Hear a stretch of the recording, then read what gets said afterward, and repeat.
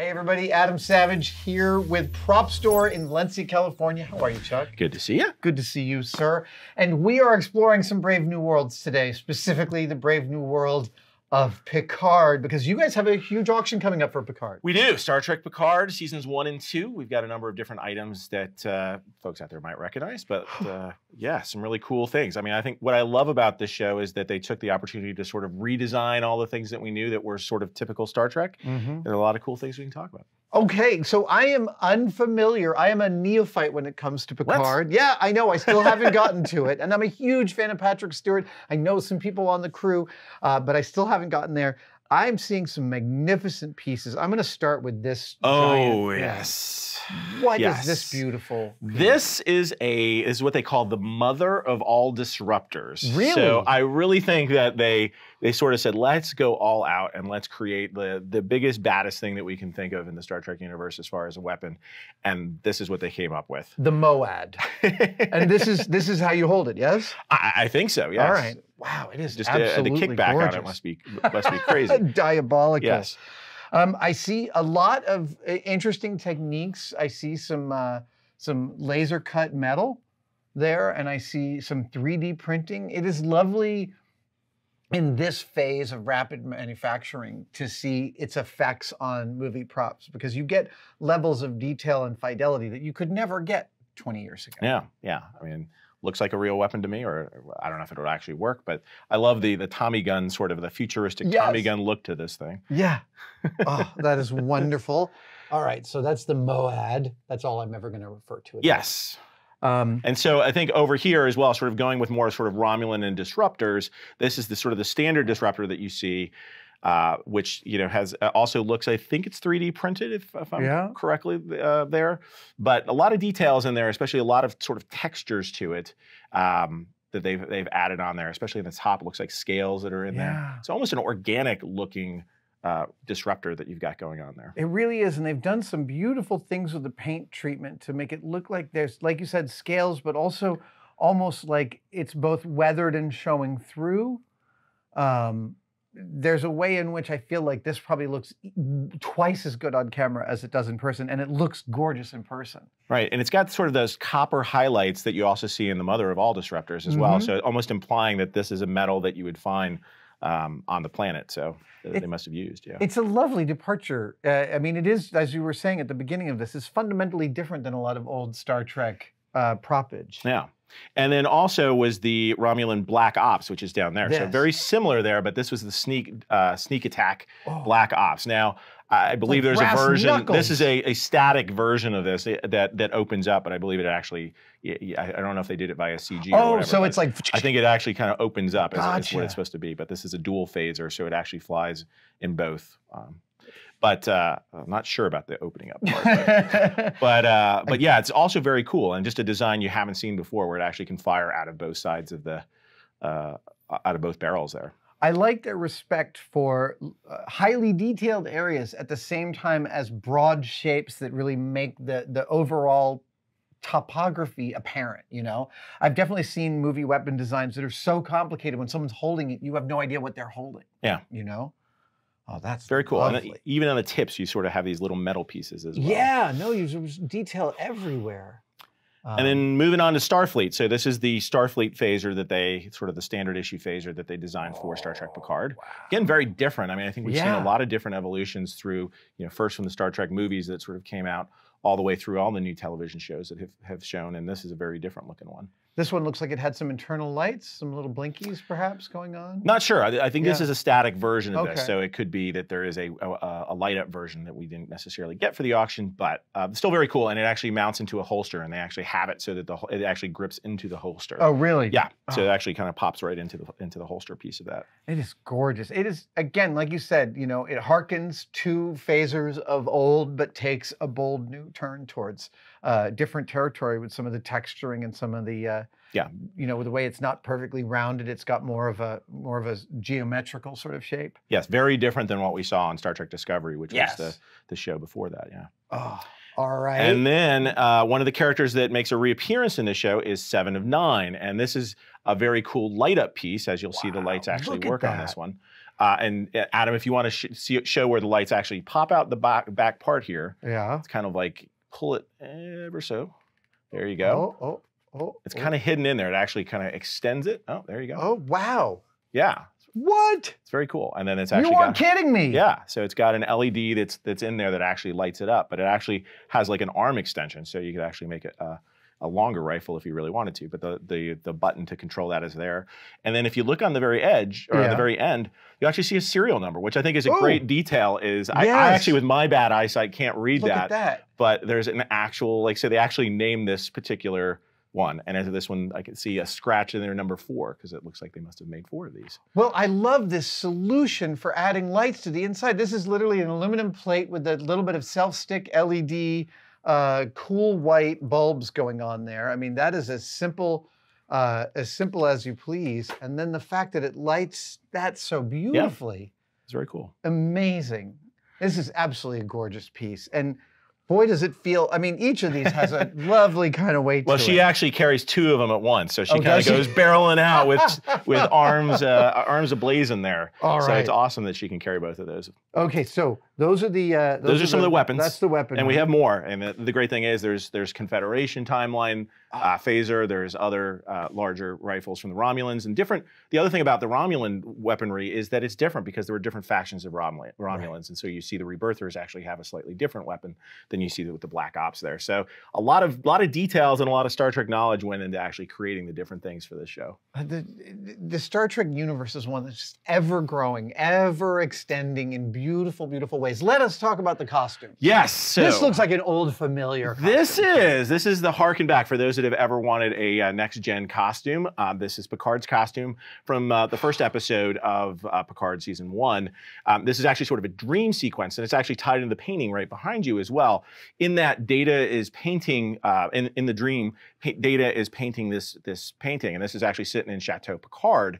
And so he actually realizes that, who is this woman here? And this is the key to sort of unlocking the mystery. There's another painting that's in the archives that he finds, and the woman's actually face is turned around, and you find out it's Daj, and Soji are 2 of the new characters that are introduced in Star Trek Picard. But this is an original painting. I actually had a local artist, I believe, paint this, so Amazing. It is an actual original painting on this. But it goes nicely with this Picard costume, which is very similar to his next gen, the later seasons where they actually did the 2-piece costume as opposed to the 1-piece jumpsuit. It's beautiful. Up close, this is a gorgeous twill with a really incredible saturation to the color. It's just lovely.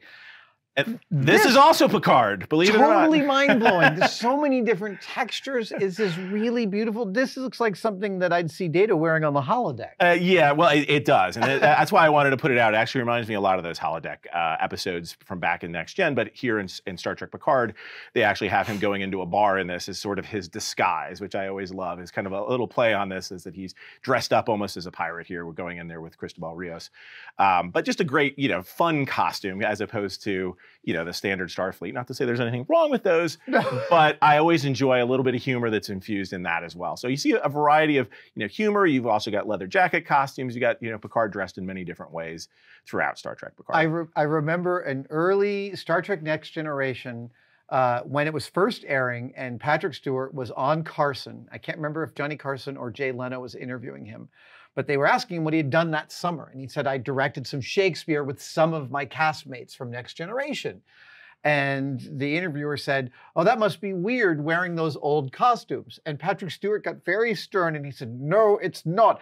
This is weird. He meant having to do the tunic straightening. He's like, I'm so tired of doing that. Well, and I think that's why in Star Trek Picard, you very rarely see him wearing a Starfleet uniform that looks like that. And he's got a little bit more casual wear to it. So make it a little bit more comfortable since he had 3 seasons to put on the costume, so to speak. Now, one of the legacy characters in Picard is Jerry Ryan's 7 of 9. That is correct. So you've got her with a very Star Wars looking, varied Andor kind of jacket going on here. It's a similar but familiar look that you've got going on here with leather boots and all that as well.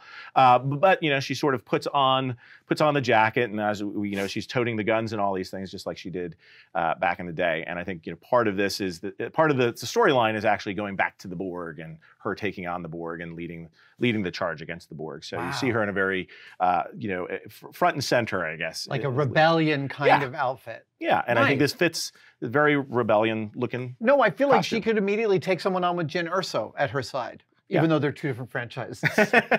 Tell me about this. So this is one of the new characters. This is Elnor, who comes from a tribe, I believe it's Quat Malat, if I pronounce that correctly, which is women warriors that actually raised him. And so he was the male sort of raised by a number of women that were warriors, and he adopts their costumes. And so you actually have others from the tribe that are actually in the similar costume. But early on in that, we actually have the book as well, which is Jean-Luc Picard meets him as a young boy, gives him a copy of Three Musketeers, and becomes infatuated with swordplay. It's over there. That is, yes. And so here he is with his sword. Oh, of course. And you actually see him sort of the sort of the Errol Flynn, if you want, of the future. And so he's definitely a fan-loved character, and I think the costume and just the detail and some of the designs that you have in this was actually unique and very different, and brought a nice pop of color to the set. They've got a nice technique I noticed here in the belt. This is laser rastered leather.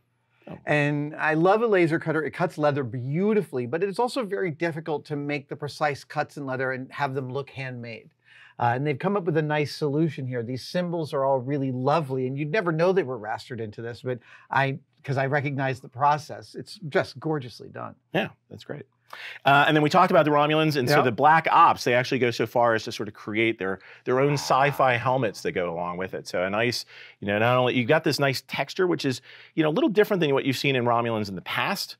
And sort of continues to evolve in there. But I just thought the combination of actually having some of these Black Ops with helmets so that you couldn't tell they were Romulans until later on it's revealed it's the Romulans that are sort of behind a lot of the attacks that are going on. Well, this also shows the kind of thing that costumers are always doing that is really not obvious until you're up close and personal with it. Is like military gear that looks like it's protective in some way. It looks like it has a weight to it. But in fact, when you touch it, it's incredibly lightweight because it's hard on the actors to wear heavy gear. So a costumer, one of their most difficult jobs that I can see is making stuff look like it has weight and momentum to it, but that's comfortable for the actors to wear all day. And this is an incredible example. Yeah, and allows them to breathe. At least he's got a little bit of a neckline, so it allows them to sweat totally. Now I'm going to go out on a limb and say I think this has to do with the Borg. This may be, again, spoilers, this is the Borg Queen. I won't exactly talk about how she comes back necessarily, but this is one of the sort of the key Borg Queen costumes. And so a lot happens with the Borg Queen. Again, won't go into any spoilers on it, but again, the costume here is fantastic. And there are different versions of this where there's, you actually see a full Borg Queen, you see a partial Borg Queen. This is a full Borg Queen costume that we've got going on here, all the way down to the boots, which is just, detailed to the nines as well. The boots are magnificent, really. I mean, each one of these is like such a different excursion, and yet so cohesive, so coherent, each one of these costumes. Yeah. It must be a thrill to work in the costume department of a show like this and get to sort of stretch your arms in so many different directions. I'm sure that, and they came up again with a very wide variety. This show had not, you weren't just creating Starfleet uniforms. You were going from anything from Borg to funny costumes with Jean-Luc Picard. Now, when you, this is a weird question, a technical question, but when you sell something like this, do you sell it with the mannequin? We don't. We always have recommendations about who could actually make a custom mannequin for folks, and I think we're happy to help our customers do that. But typically, we just sell the costumes. We'll put them in a costume bag so that they're well protected and ship it off to people. But if people ever have questions on how to display things, we're always happy to help. Because the thing you have to keep in mind with these costumes especially is you need different size mannequins based on the build of the person. And I think our photographers are experts at this point of sort of identifying which specific model is needed to actually fit each costume. And we're happy to pass that along if people want it. Several of the pieces I have from Pop Store, I keep in the original linen you ship it with, because a lot of people don't realize with these costumes, many of them have multiple different rubbers and resins and plastics. And you don't even want them to touch each other. Because things can get stuck or they can get hardened in place. And so that linen covering is, I know we're getting way too in the technical weeds about costume storage. Chuck, we have one more piece to talk about. And it's not from the future. It's not exactly. It's a little bit of I guess it was future looking. So last year we did the Star Trek Discovery auction, and as part of that, we actually had a couple items from Leonard Nimoy's collection. We had his pinball machine, and we had one of the sets of ears. This year, the Leonard Nimoy family donated this great piece, which is actual Leonard Nimoy's camera and camera equipment here that he used. And I think, you know, for those that don't know, his big passion outside of actually being an actor was being a photographer, and he did a number of different books on photography. And this was one of the cameras that he would have used to actually film some of those. This is a beautiful Contax 645 medium format camera with all of the fixings. This looks like a real well-used, well-loved kit. I had no idea Nimoy was so into medium format camera. Yes, I mean, photography was his passion, and I think you can look it up. And I think to have if you love the actor, this is really getting to the heart of what he really loved. And the other thing he did want to do in his later life was contribute back to COPD research, which is what this will actually go towards. So 100% of the hammer price will go to COPD research here. Amazing. Yeah. Chuck, what an incredible array of pieces for this auction. I really appreciate you walking me through it. Yes, it's been a pleasure. Dude, thank you, man. Thanks.